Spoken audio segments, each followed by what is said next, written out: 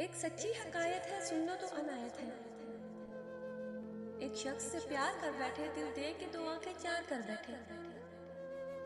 सामने जब भी वो आए, पलकें झुकी, लब मुस्कुराए।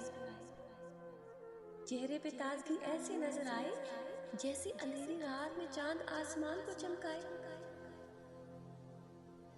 जिंदगी में ऐसे पल भी आए, जब तलब की हमने उनसे अपनी वफा।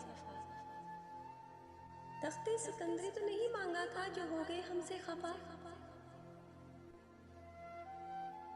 हुए हमसे कुछ इस तरह से जुदा, चेहरे पे गरूर इतना, होता है चांद पर नूर जितना।